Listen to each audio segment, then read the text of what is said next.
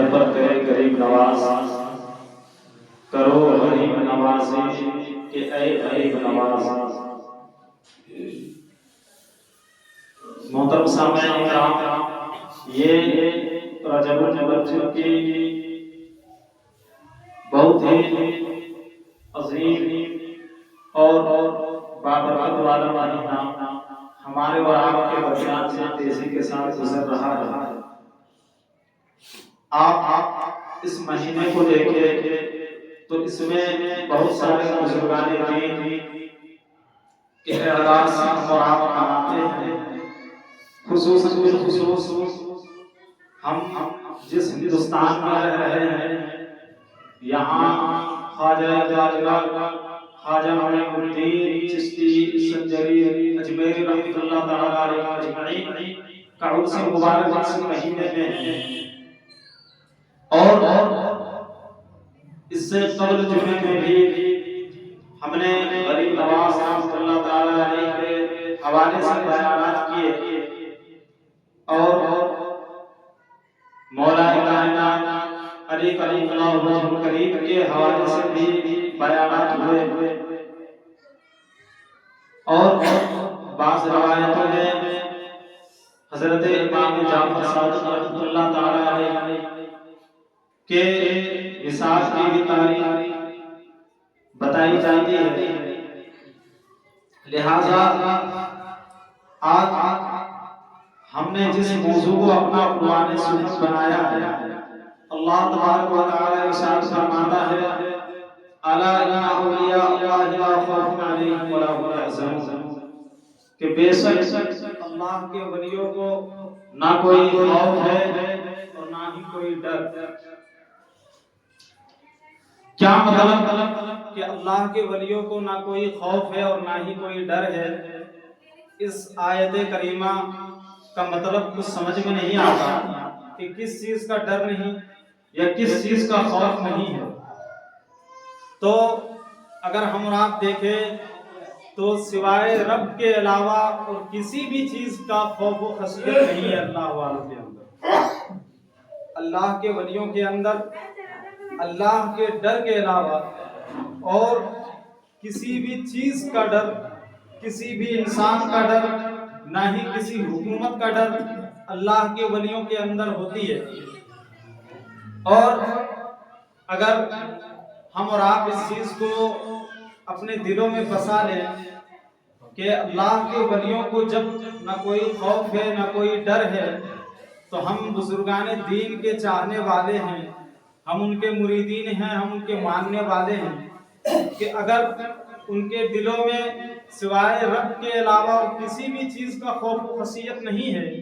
تو ہمارے اور آپ کے دلوں میں بھی سوائے رب کے اور کسی کے بھی خوف و خشیت نہیں ہونی چاہیے، نہ ہی کسی حکومت کی اور نہ ہی کسی نمرود وقت کے دجالوں کی کوئی خوف اور خشیت ہونی چاہیے۔ کیونکہ آپ دیکھیں کہ جب ہندوستان کی سرزمین پر غریب نواز رحمۃ اللہ تعالی علیہ تشریف لائے اور یہاں پر دین کی تبلیغ اور یہاں پر دین اسلام کا کام شروع کیا، تو اس وقت آپ کے جو خلاف کھڑا تھا وہ اس وقت جو نمرود حکومت تھا وہ پرتھوی راج چوہان تھا۔ اب جب اللہ کے ولیوں کو نہ کوئی کسی چیز کا خوف ہے نہ کوئی ڈر ہے، تو یہاں پہ اس بات کو سمجھنا ہوگا کہ پرتھوی راج چوہان نے اس وقت نہ جانے کتنے طرح کے مظالم ڈھائے اور ظلم کے پہاڑ بھی توڑے، یہاں تک کہ خواجہ غریب نواز رحمۃ اللہ تعالی علیہ نے ان کو پیغام بھیجا کہ تو اسلام قبول کر لے، کیونکہ تیرے ماننے والے، تیرے چاہنے والے جتنے بھی ہیں سب کے سب اسلام قبول کرتے جا رہے ہیں، تیرے لیے بھی یہ بھلائی ہوگی کہ تو بھی اسلام کو قبول کر لے، ورنہ میں اسلامی حکومت سے تیری گرفتاری کروا دوں گا۔ آپ ذرا غور و فکر کریں کہ غریب نواز نے یہ فرمایا کہ تو ایمان لے آ، ورنہ میں اسلامی حکومت سے، اسلامی لشکروں سے میں تیری گرفتاری کروا دوں گا۔ اب ہندوستان میں اس وقت کوئی اسلامی حکومت نہیں ہے،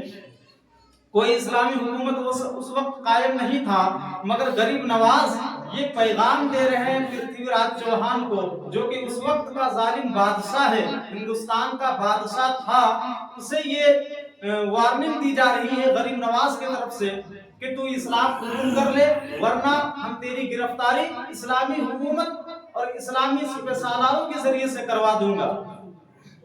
آپ ذرا غور کریں کہ یہ تھوڑی عجیب بات لگتی ہے کہ جہاں پر حکومت ہی ظالموں کی ہے، جہاں پر حکومت ہی غیروں کی ہے، وہاں پر غریب نواز کہہ رہے ہیں کہ میں تیری گرفتاری کروا دوں گا، وہ بھی اسلامی لشکروں سے۔ لہٰذا جب یہ بات سنی تو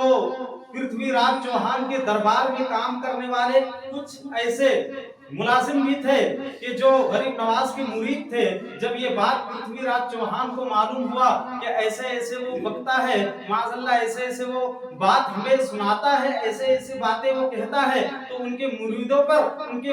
پر وہ ظلم کرنے لگا اور پریشانیاں ڈھانے لگا، تو ان کے مریدوں نے غریب نواز سے جا کر کے پرتھوی راج چوہان کی شکایت کر دی۔ اور جب شکایت کی تو غریب نواز نے فرمایا کہ میں پرتھوی راج چوہان کو آخری مرتبہ یہ اعلان کرتا ہوں اور یہ پیغام دیتا ہوں کہ اگر وہ ہمارے مریدوں پر ظلم کرنا نہیں چھوڑا تو میں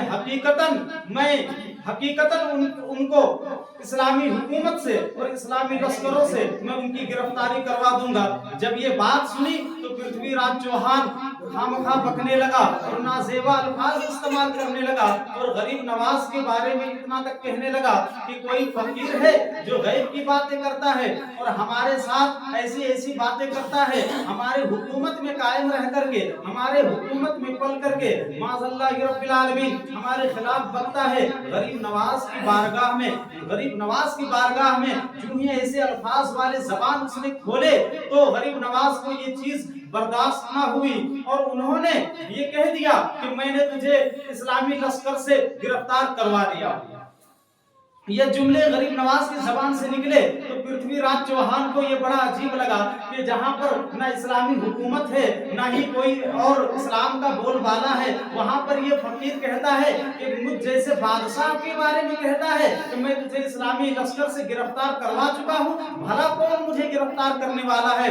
آپ ذرا غور و فکر کریں کہ اللہ کے ولیوں کو کسی چیز کا خوف و خطر نہیں ہے مگر ان سے الجھنا نہیں۔ پرتھوی راج چوہان نے غریب نواز سے، کافر نے غریب نواز سے الجھ کر کے یہ اتنی بڑی غلطی کر دی کہ ان کا تختہ پلٹنے والا تھا اور پرتھوی راج چوہان بہت جلد ہی کرسی چھوڑنے والا تھا۔ ہوا ایسا کہ صحاب الدین گوری، آپ نے ان کی تاریخ پڑھی ہوگی کہ صحاب الدین گوری اسی وقت ہندوستان میں 12 حملہ کر چکا تھا اور اسے شکست مل رہی تھی اور وہ کامیاب نہیں ہو پا رہا تھا۔ یہاں پر حملہ تو کر رہا تھا، ہندوستان میں حملہ وار تو ہو رہا تھا مگر کبھی اسے فتح و نصرت نہیں مل رہی تھی۔ مگر جب وہ بار بار ہار کر کے صحاب الدین گوری غزنی میں بیٹھ گیا اور وہ سوچنے لگا اور ایک بڑا لشکر کرنے میں وہ لگ چکا تھا، یہاں تک کہ 1,24,000 کا لشکر وہ تیار کر چکا تھا کہ ایک رات وہ خواب میں کیا دیکھتا ہے کہ کوئی بزرگ تشریف لائے ہیں ہمارے خواب میں اور وہ فرما رہے ہیں اے صحاب الدین اپنے حوصلے کو بلند کرو، اپنے حوصلے کو اور اعلیٰ کرو اور آؤ ہندوستان میں پھر سے حملہ کرو، ہندوستان میں پھر سے حملہ کرو۔ اللہ تبارک و تعالی نے تمہارے ہاتھ میں، تمہارے حملے پر، تمہارے وار پر، تمہارے حملے پر ہندوستان کی فتح و نصرت رکھی ہے۔ کیا سوچتا ہے میں تجھے بشارت دیتا ہوں کہ رب تبارک و تعالی تمہیں فتح و نصرت عطا کرے گا، تو جا ہندوستان میں پھر سے حملہ کرنے کو تیار ہو جاؤ۔ جب یہ صحاب الدین گوری نے یہ خواب دیکھا کہ آخر وہ بزرگ کہنے والے تھے کون، میں نہ کبھی جانتا ہوں نہ کبھی پہچانتا ہوں، آخر یہ بصارت دینے والے کون تھے؟ وہ صحاب الدین گوری کسی چیز پر سوچ و فکر میں ڈوبا تھا مگر اتنا تو یقین تھا کہ یہ جو بھی ہے اللہ کے نیک بندے ہیں اور یہ بصارت آئی ہے ہمارے لیے، اگر ہم اس کی باتوں پر عمل کر کے حملہ کر دیں تو ہو سکتا ہے ہمارے لیے فتح و نصرت واقعی انتظار کر رہی ہوگی۔ اللہ کے ولیوں کو اور اللہ کے ولیوں کی باتوں پر صحاب الدین گوری کو بھروسہ تھا۔ اس نے 1,24,000 کا لشکر لے کر کہاں 4 لاکھ راجپوتوں کے لشکروں سے حملہ کیا اور اپنا لشکر لے کر ہندوستان میں آیا اور وہ حملہ کیا اور حملہ کرنا تھا कि उसे वाकई फतह नुसरत नसीब हुई और वो हिंदुस्तान में राजपूतों के 3 लाख फौजों को हरा करके हिंदुस्तान के बड़े कबीले को फतहयाब किया और धीरे धीरे बढ़ता गया। जब ये बात पृथ्वीराज चौहान को मालूम हुई कि कोई शहाबुद्दीन गौरी, कोई शहाबुद्दीन बादशाह हमारे हिंदुस्तान पर फतह कर चुका है, वो अब पृथ्वीराज चौहान वहां से भागना शुरू किया और वो आगे बढ़ता गया। यहाँ तक कि शहाबुद्दीन गौरी के हौसले बुलंद होते गए, हिंदुस्तान फतह होता गया, बड़े बड़े इलाके फतह होते गए। अब पृथ्वीराज चौहान अपनी कुर्सी पर बैठ ना सका, वो भागने लगा, यहाँ तक कि दरियाए सरस्वती तक वो पहुंचा और मुसलमानों का लश्कर यानी शहाबुद्दीन गौरी का लश्कर दरियाए सरस्वती पर उसे जा पकड़ा और पृथ्वीराज चौहान को गिरफ्तार किया और मुसलमानों के हाथों वो पृथ्वीराज चौहान कत्ल किया गया। ये मेरे गरीब नवाज का पैगाम था कि पृथ्वीराज चौहान, तो अगर हमारे ऊपर जुल्म करना नहीं छोड़ा, हमारे मुरीदों पर जुल्म करना नहीं छोड़ा, तो याद रखना हम तुम्हें मुसलमानों के लश्करों के हाथों गिरफ्तार करवा दूंगा। ये गरीब नवाज ने वादा किया था, आखिरकार ऐसा ही हुआ। शहाबुद्दीन गौरी के लश्कर ने पृथ्वीराज चौहान को दबोचा और उसे कत्ल कर दिया। अब आगे क्या होता है कि शहाबुद्दीन गौरी इस चीज पर फिक्रमंद है कि आखिर वो खाक में बसारत देने वाले थे तो कौन थे। ये सोचकर वो फतह करते गए और हिंदुस्तान में जब मदीनतुल हिंद यानी अजमेर की सरजमीन पर वो पहुंचा, शहाबुद्दीन गौरी जब अजमेर की सरजमीन पर पहुंचा, वो पहाड़ी इलाकों पर अभी घूम रहा था कि क्या देखता है, शाम का वक्त है और मगरिब की अजान किसी चोटी से आ रही है, किसी पहाड़ की चोटी से मगरिब की अजान पुकारी जा रही है, आवाजें रब की आवाजें बुलंद की जा रही है। इतना सुनना था कि शहाबुद्दीन गौरी ने कहा कि जरा जाकर के पता तो करो ये आवाज किस जगह से आ रही है, कौन है अल्लाह वाले जो ये अजान पुकार रहे हैं। उनके लश्करों ने आकर के ये पैगाम दिया कि ए शहाबुद्दीन, वहां पर कुछ मुरीदीन, वहां पर कुछ अल्लाह के वली रहते हैं जो अल्लाह की इबादत में लगे हुए हैं, जो रब की इबादत करते हैं और नमाजों में जिक्र अज़कार में मशगूल है। जब शहाबुद्दीन गौरी आए तो क्या देखा कि वो नमाज के लिए, मगरिब की नमाज के लिए सफे बांध कर खड़े हैं, सफे लगा करके खड़े हैं। शहाबुद्दीन गौरी भी सफों में शामिल हो गए और नमाज अदा की। जब नमाज मुकम्मल हुई तो गरीब नवाज ने सलाम फेर कर जो ही शहाबुद्दीन गौरी के तरफ देखा, शहाबुद्दीन की भी नजरें गरीब नवाज की नजरों से टकराई। शहाबुद्दीन हैरत ज़दा रह गया कि वो बसारत देने वाला कोई और नहीं बल्कि यही गरीब नवाज की जात थी, यही गरीब नवाज की जात है, यही मोइनुद्दीन चिश्ती थे कि जिन्होंने हमारे ख्वाब में आकर के कहा कि शहाबुद्दीन जा हिंदुस्तान तेरे फतह नुसरत में लिख दी गई है, रब तबारक व तआला तेरे हाथों फतह नुसरत लिखा है। तो क्या सोचता है शहाबुद्दीन गौरी ने,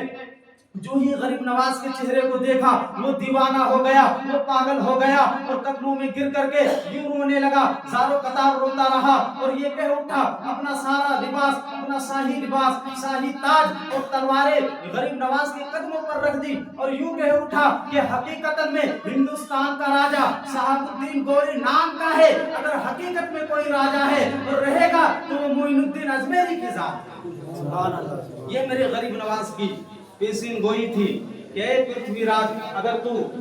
बकना बंद ना किया, अगर तू बोलना बंद ना किया, हमारे मुरीदों पर जुल्म करता रहा तो मैं तुझे गिरफ्तार करवा दूंगा। आप देखे जरा अंदाजा लगाए कि अल्लाह तबारक व तआला फरमाता है कि अल्लाह के वलियों को ना कोई खौफ है ना कोई डर है, कोई खौफ नहीं, कोई डर नहीं। भला जो वक्त के बादशाह से ना डरे उसे आज की हुकूमत कहती है कि अजमेर से भी उठा दिया जाएगा, अजमेर से भी हटा दिया जाएगा। अगर वो तारीख को पढ़ ले, ये जाहिलाना हुकूमत क्या जाने कि गरीब नवाज की जात क्या है। अगर वो तारीख को पढ़ ले तो वो जबान क्या, अपनी आंखें भी गरीब नवाज की तरफ डालने पर 1000 मरतबा सोचेगा कि जिसने पृथ्वीराज चौहान जैसी हुकूमत को सिर्फ एक इशारा तक किया, एक इशारा करके पूरी हुकूमत खत्म कर दी। तुम गरीब नवाज की जात पर उंगली उठाते हो। अरे गरीब नवाज कोई खुद से आए हुए फकीर नहीं है, बल्कि मेरे सरकार के भेजे हुए वो एक ऐसे आले रसूल हैं कि सरकार ने इशारा करके फरमाया था कि ए गरीब नवाज, ए मोइनुद्दीन, तू जा, मैं तुझे हिंदुस्तान की विलायत अता करता हूँ। गरीब नवाज को मेरे सरकार ने हिंदुस्तान भेजा है और गरीब नवाज को हम और आप अगर चाहने और दिल से मानने वाले हैं तो ये हमारी खुशनसीबी है और ये हमारी बड़ाई है कि हमें और आपको अपनी किस्मतों पर नाज करनी चाहिए कि गरीब नवाज जैसी हुकूमत हुकूमत में हम और आप पल रहे हैं, गरीब नवाज के टुकड़े खाते हैं, गरीब नवाज के टुकड़ों पर पलते हैं। भला जो गरीब नवाज के खाएगा और उसकी बातों पर अमल करेगा, भला वो आज की नमरूदी हुकूमत से क्यों डरेगा, आज की आती जाती सरकारों पर क्यों अपना दारोमदार रखेगा। तुम याद कर लो अपनी तारीखों को। ये तो गरीब नवाज की बात है, अगर इनसे ऊपर जाओगे तो तुम्हारी जमीन तुम्हारे पैरों तले खिसक जाएगी कि हम और आप आज जिस नमरूदी हुकूमत से डरते हैं, इसकी कोई औकात नहीं है, इसकी कोई हैसियत नहीं है। लिहाजा अपने ईमान को मजबूत रखो और बुजुर्गाने दीन के दामान को पकड़े रहो। मजबूती से पकड़ोगे, उनकी बातों पर अमल करोगे तो हकीकतन तुम्हें कोई नुकसान नहीं होगा। और उस वक्त के जयपाल, उस वक्त के पृथ्वीराज चौहान और ना जाने कितने भी जालिम हुकूमत आए, सब खत्म हो गए। मगर आज तक तुम तारीख उठाकर देख लो, आज तक तुम अजमेर की सरजमीन पर जाकर देख लो, अगर सबसे ज्यादा किसी के दीवाने हैं तो वो गरीब नवाज के दीवाने हैं, अगर सबसे ज्यादा किसी के मानने वाले हैं तो वो गरीब नवाज के मानने वाले हैं। कोई पृथ्वीराज चौहान के खानदान का एक भी शख्स तुम्हें नजर नहीं आएगा, कोई भी जयपाल के मानने वाले नजर नहीं आएंगे, कोई भी जादूगरों को मानने वाला नजर नहीं आएगा, कोई भी जालिम हुकूमत के मानने वाले नजर नहीं आएंगे। मगर जिधर भी तुम नजर दौड़ाओगे, गरीब नवाज के टुकड़ों पर पलता हुआ हर शख्स नजर आएगा, यही कहता हुआ नजर आएगा कि गरीब आए हैं दर पर तेरे गरीब नवाज, करो गरीब नवाजी कि ए गरीब नवाज। लिहाजा गरीब नवाज की ये बहुत बड़ी शान है कि हम और आप उनके जरिए से आज मुसलमान कहलाते हैं, और उन्हीं की ये अजमत है और उन्हीं की ये बरकत है कि हम और आप आज हलाल कमाई और इज्जत के साथ हिंदुस्तान में जी रहे हैं और इंशाअल्लाह ता क़यामत जीते रहेंगे। ये बुजुर्गाने दीन का फैज़ है। मैं अपनी गुफ्तगू को तवील नहीं करना चाहता, वक्त इजाज़त नहीं देता, मैं फिर से इस बात पर गुफ्तगू करूँगा। वाक़िम दावाना अल्हम्दुलिल्लाह रब्बिल आलमीन। कहने सुनने में जो कुछ भी गलती खामियां हो गई अल्लाह तबारक व तआला माफ़ करे, और जो हज़रात सुन्नत नहीं पढ़े हैं खड़े होकर सुन्नत पढ़ें। अस्सलामु अलैकुम।